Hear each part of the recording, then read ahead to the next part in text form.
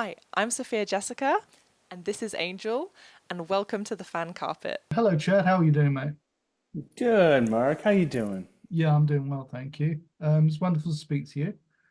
You too. So if we go back to the beginning, was there a defining moment for you to get into the industry? Yeah, I think, oh man, it's way back for sure. But I know whenever I started, I went to school for graphic design, and there was one course that basically allowed us to take home a camera, and I took it home and started making some horrible short little films, just screwing around with my friend. And one day after doing that for a while, I think we actually were watching Jason X, and we were like, man, if someone can make this movie, I bet we could make a movie.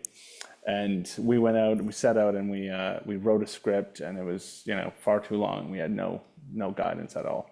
And then yeah, I think we got filmmaking for dummies, like the Yellow Book, and like read that, and then just said screw it and dove into our first feature. And it took 3 years and was absolutely insane. And we did everything wrong in it, but in the end, we sold it to Lionsgate and Alliance Atlantis, and it was to date myself. It was on VHS and DVD and all the blockbusters in North America.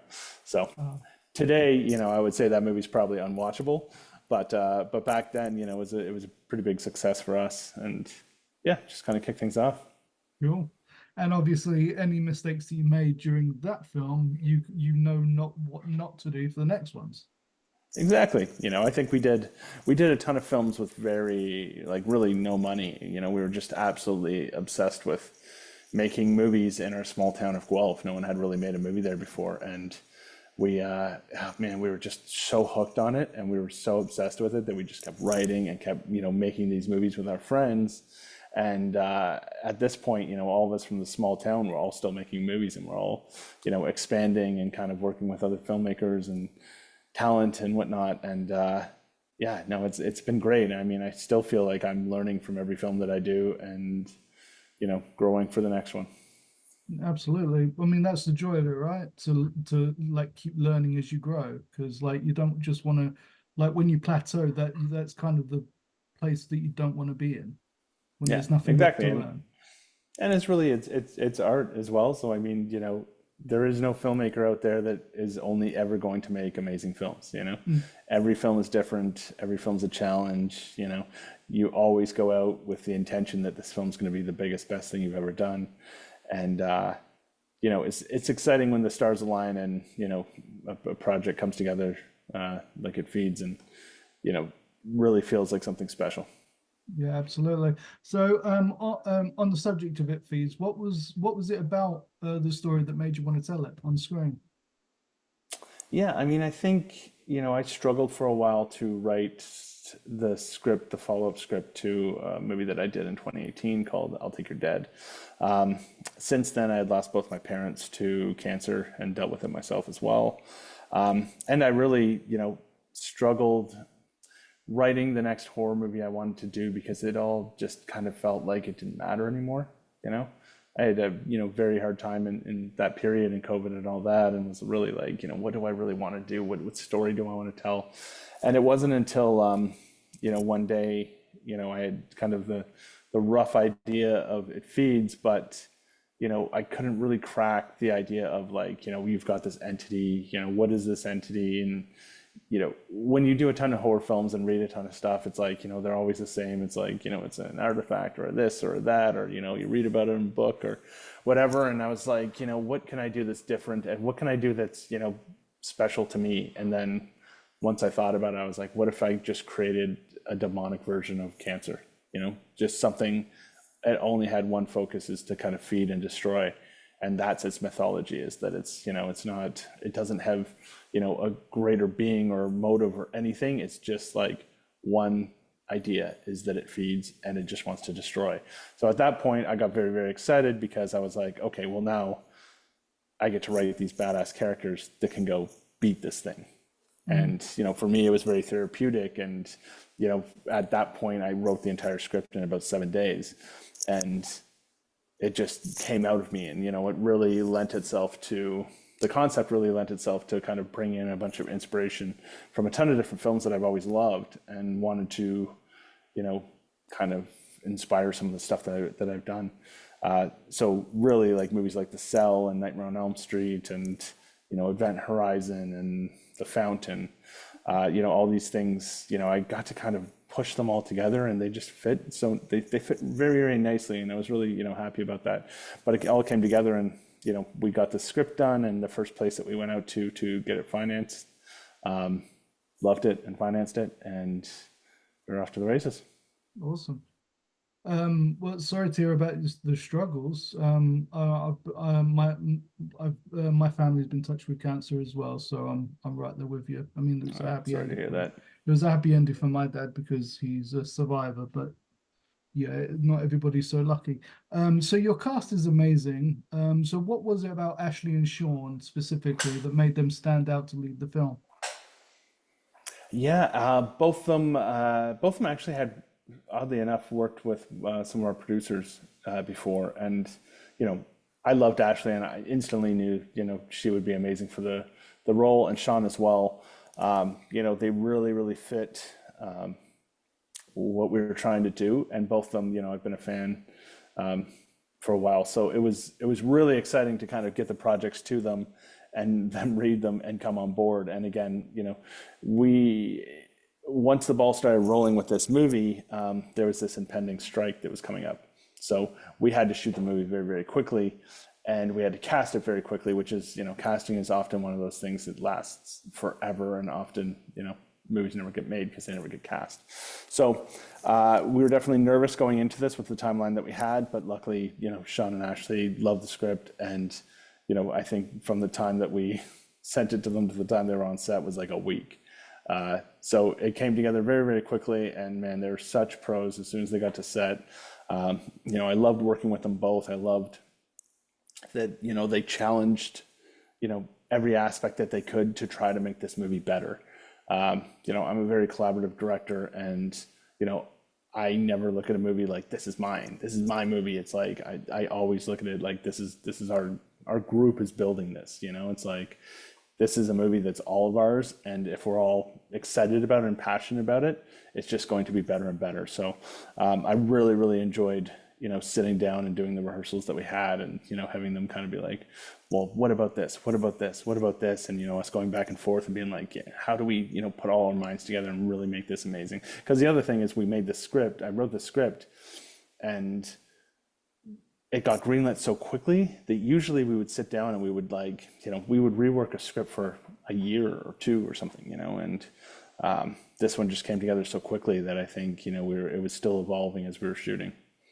Awesome. But the whole cast was so awesome, and helping bring it all to life. Wonderful. So what does it mean for you to be a storyteller and tell stories in this way? Yeah, I mean, I think it's so special to be able to go out and share these stories, but also I think so much of it is internal. Like, I mean, every aspect of filmmaking is so different, and I love being on set, and I love creating. I love writing because it's often you're just alone, and it is kind of one of the loneliest jobs out there, and it's really a mental marathon to kind of get to the end of a script.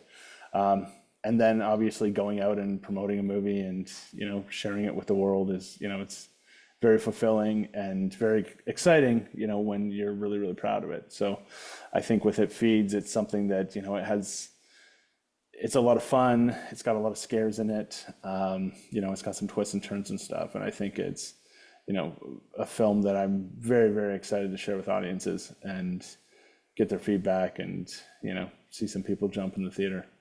Awesome. And is horror where you'd like to stay as a filmmaker? Yeah, I mean, I've got some scripts that are not horror that are special to me for sure, but it's tricky because, I love making horror films because you can really do anything you want.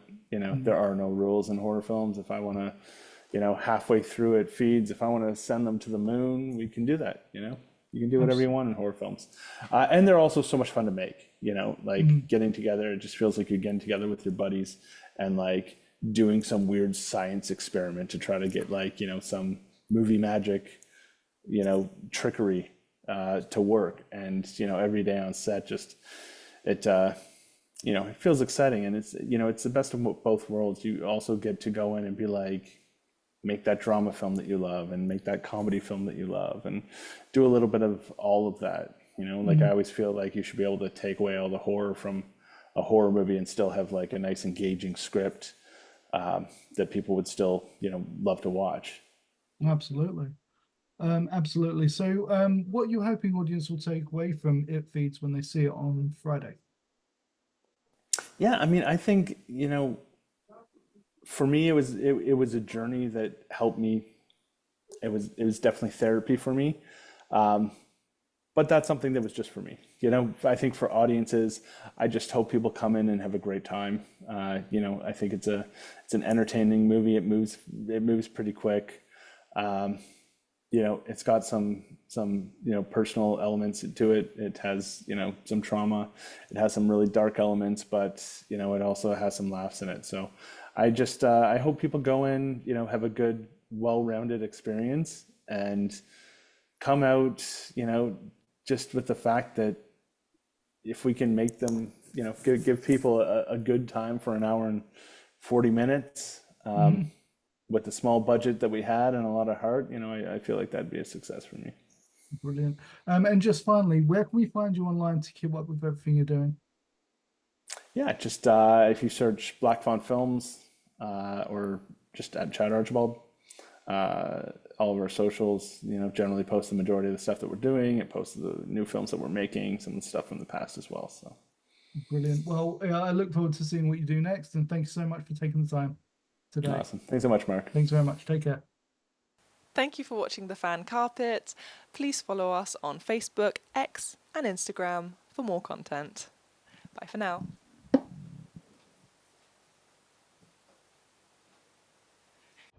Don't be scared. It's worse if you're afraid.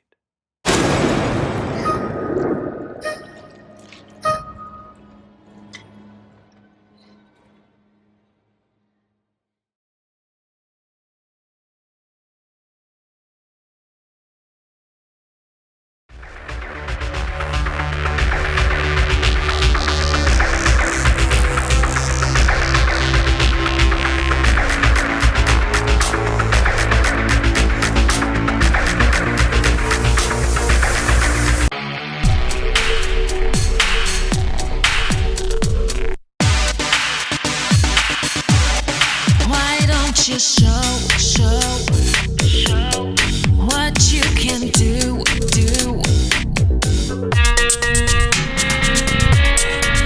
I hear a siren.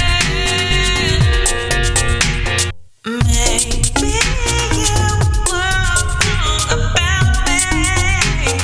I'm dangerous and still. Why don't you give me a sign like the sea?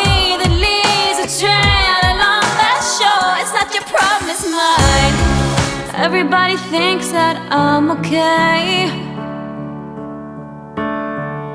Sometimes I think I am too. I'm on the outside looking in. I'm waiting for the shockwaves to begin. Oh, won't you let me hold you for one time?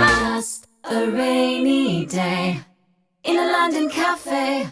A London cafe. So give me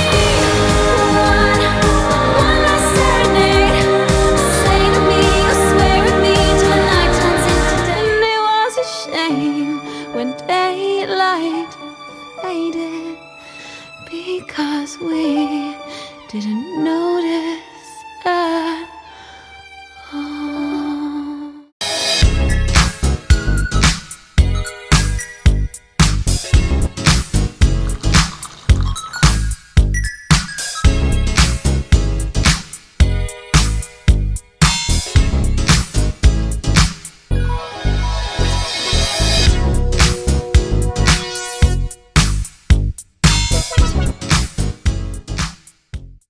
Thank you for watching The Fan Carpet. If you like this video, be sure to click that thumbs up button at the bottom of your screen. And also be sure to subscribe to the Fan Carpet YouTube channels. They're absolutely free and so much fun too. Be sure to check out the official website, thefancarpet.com. Also, you can follow us on Facebook, Twitter, and Instagram to stay up to date with reviews, competitions, the latest news, and so much more.